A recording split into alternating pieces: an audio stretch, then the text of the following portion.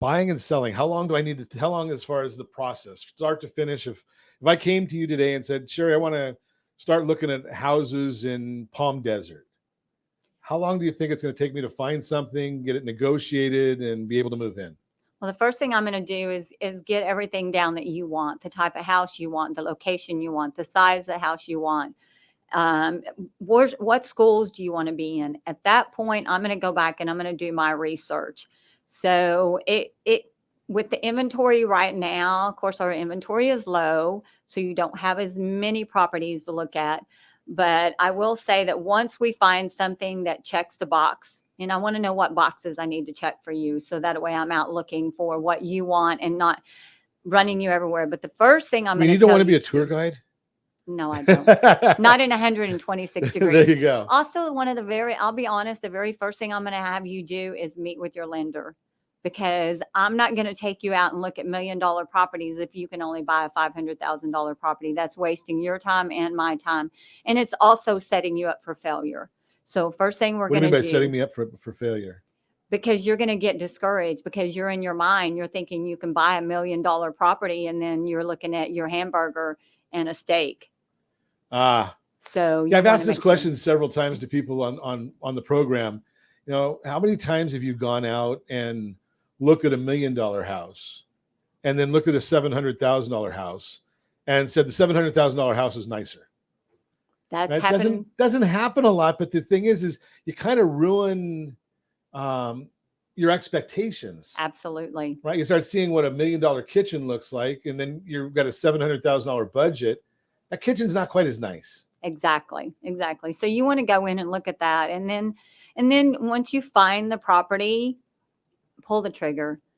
Because if you second guess when you really, really know this is your place, you're taking a chance of losing it. And then you're going to beat yourself up. And then it's going to make it harder, because you're already set, your mindset into that property. You already want that property because of the kitchen. You already want that property because of the yard. Now it's going to make it really hard for you to go to the next one. So I interviewed an agent one time, and he would only show buyers one property a day. And his philosophy is that his job was to go and find the property that you identified as being exactly what you wanted. And if he didn't find that property on the first one, he needed to go back and sit down in the office with you and say, what did I miss? So I can do my job better for you in the future. Kind of an interesting concept, right? That's interesting, but everybody knows that buying and selling is emotional. Right. So when you walk into a property, sometimes you get a feeling that says, I'm home.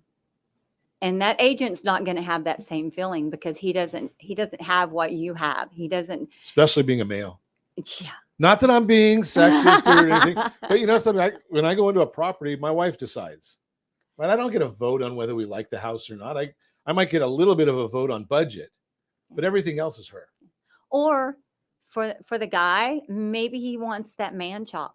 Maybe he wants the garage that has all the room that he needs to tinker things with. And on the valley, it better be air Or maybe he conditions. likes to cook, and maybe he's the one who does the cooking. And so he's going to pick the one that has the kitchen.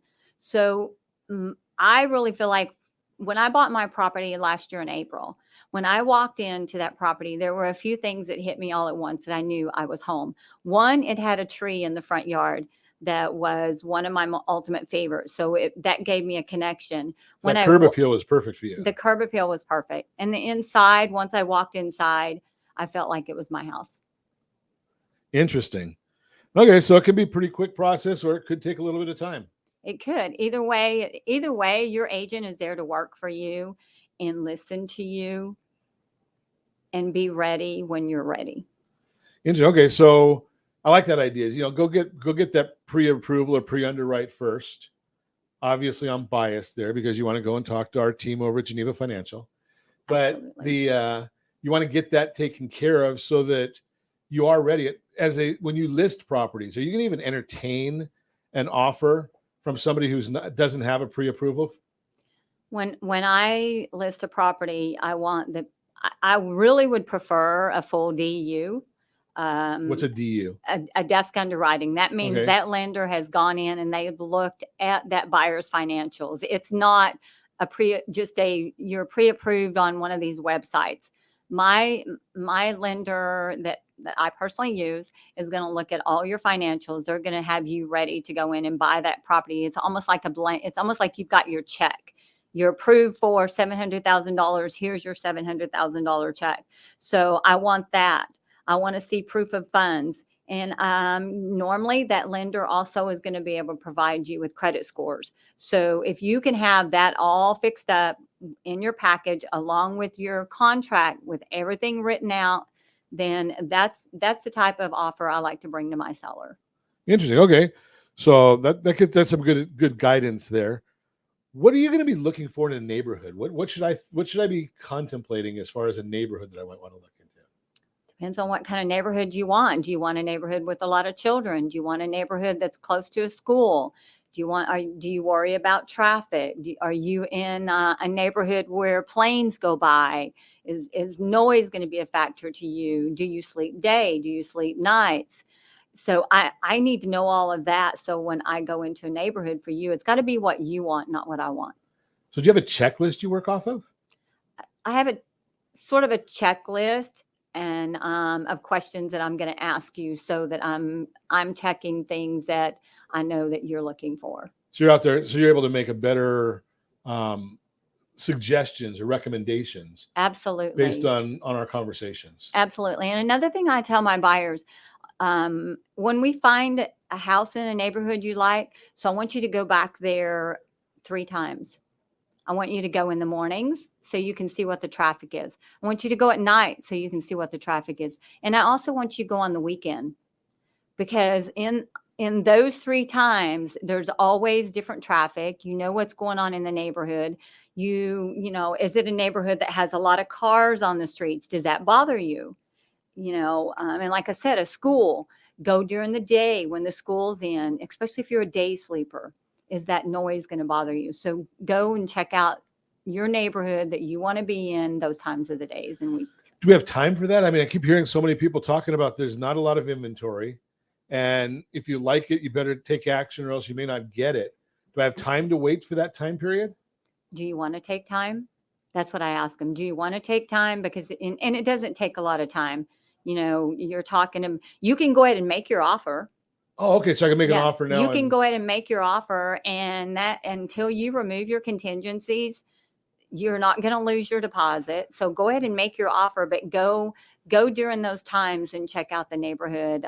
You'll find that you'll be a lot more happy if you do that, because then if you get in there and you haven't done any of that, you've removed your contingencies, and all of a sudden you find out there's airplanes going over your house and you're trying to sleep.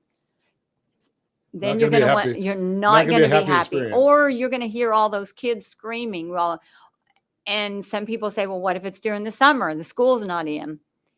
You just have to think about what's it going to be like when those kids are there. Is it a high school? A lot more traffic with high school because then they're driving. Grade school, the kids are outside. Now, if you're in the desert, right now, no kids are outside, so you're not going to hear a lot of noise. But, also high schools have high school football games. Is that going to bother you? Those are all things you really need to look at when you're going to move into a neighborhood.